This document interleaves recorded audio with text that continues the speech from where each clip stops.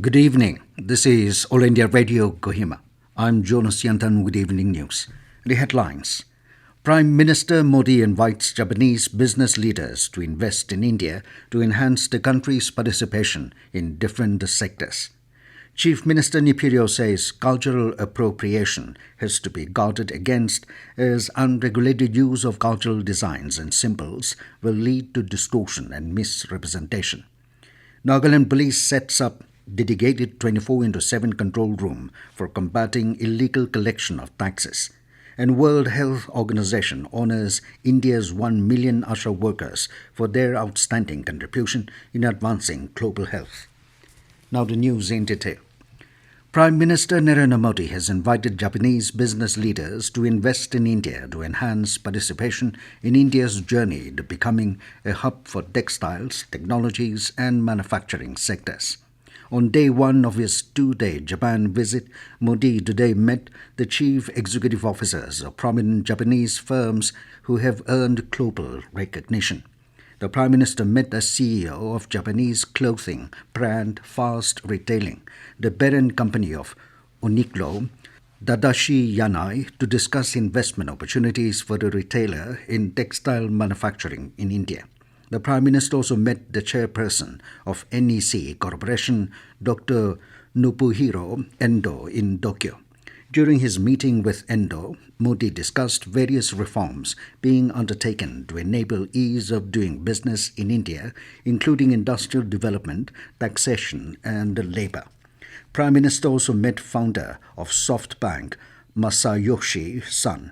Apart from participating in the Quad Summit tomorrow, Modi will hold bilateral meetings with the U.S. President Joe Biden, Prime Minister of Australia Anthony Albanese, and Prime Minister of Japan Fumio Kishida.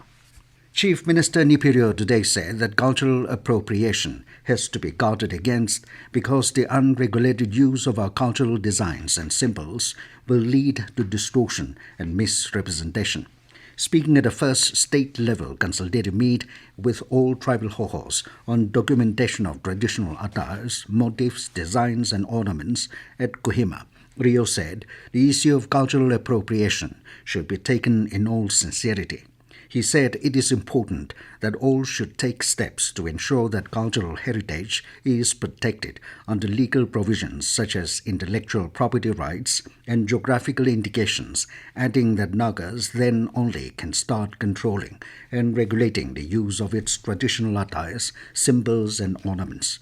The Chief Minister also cautioned that a situation may arise where the ownership of our traditional and cultural heritage may be misutilized. Rio also emphasized on wearing the traditional attires correctly and on appropriate occasions. Nagaland Police has set up a dedicated 24/7 control room for combating illegal collection of money, manned by sufficient personnel and headed by a senior police officer to combat illegal collection of money from vehicles at check gates and other locations in the state. The police said, apart from the 13 interstate check gates, all other police check gates in any form, permanent, semi-permanent, temporary or mobile, have been closed forthwith. The 13 interstate check gates are Kusama in Kohima, Katkati Newfield and Dilai in Dimapur, Pandari in Woka, Namza Dizit and Naginimura Andamon, Kajageno and Lani in Peg, Tsdabela and Wati Yungbang in Mukukchung, Maram via Beren and Shetap Yanglok under Longling. The police further informed that besides the existing general helpline number 112 and contact numbers of police officers available in Call Your Cop mobile app, dedicated mobile numbers and email ID have been placed in the control room for receiving any complaints or information regarding the illegal collection of money from vehicles at any check gate or any other location in the state or the presence of any unauthorized persons at the check gates. The mobile numbers are 8798 881978, 8798 881979, and email ID pcr illegalcollection@gmail.com. Following the state government's order on closing down all check gates except those authorized by the government, the inspection team under Mangolemba Subdivision Mokokchung District, headed by ADC Mangolemba Tharam Raj, conducted an on-spot inspection at Zudabela yesterday. The team, after spot verification, has closed down the check gates set up by the Department of Geology and Mining, Department of Veterinary and Animal Husbandry, Excise Department, and the NSC and IM. India's 1 million all-women ASHA workers were awarded and honored by the World Health Organization for their outstanding contribution in advancing global health, demonstrating leadership and commitment to regional health issues. They were honored for their crucial role in linking the community with the health system and ensuring those living in rural poverty can access primary health care services throughout the COVID-19 pandemic.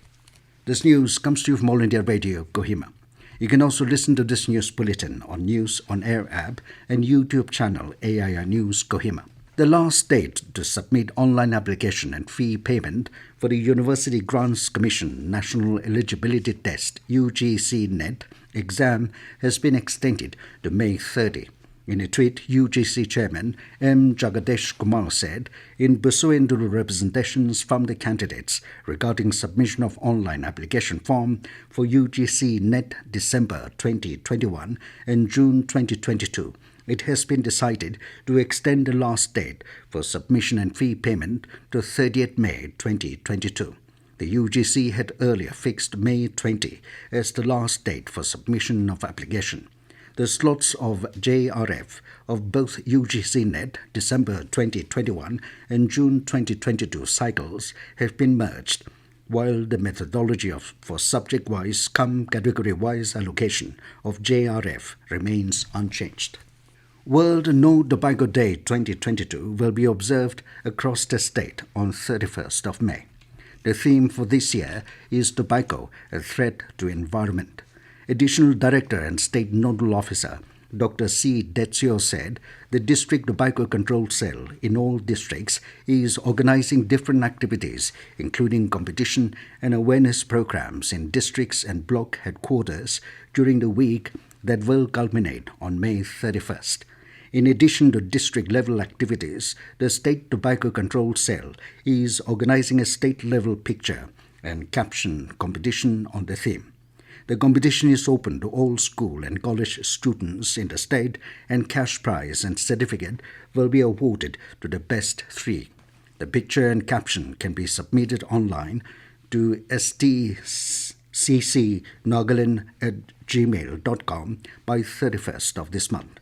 Dr. Detsio further said tobacco use among school students is on the rise and made an appeal to all schools and colleges in the state to organize some activities to create awareness and also to mark the day. India Meteorological Department has predicted widespread rain in north, west and east India during the next 2 days. IMD said widespread rainfall is likely over Jammu and Kashmir, Himachal Pradesh, Uttarakhand, Punjab, Haryana, Uttar Pradesh and Rajasthan till tomorrow. In the eastern region, rainfall is predicted over Bihar, Jharkhand, Gangetic West Bengal and Odisha. Light to moderate rainfall with thunderstorms will occur over Arunachal Pradesh, Assam, Meghalaya, Nagaland, Manipur, Mizoram, Tripura, Sub-Himalayan West Bengal and Sikkim during the next 2 days and decrease in intensity thereafter. And in local sports, Barak FC and Apuyemi FC registered their respective wins in the ongoing league matches of the quarterfinals in the ongoing Kohima Super Cup at IG Stadium Kohima played today. In the first league match, Barak FC beat A. Yome FC by 5-1 to secure 3 points in the first quarterfinals league match. El Minhao Kilong Guki, Samson Konyak, Pauring Dao Boro, Alume and M. Minglu scored a goal each for Barak FC, while the lone goal was scored by Velho Bito Yome. Barak FC with a win will have the upper hand to go through the next round.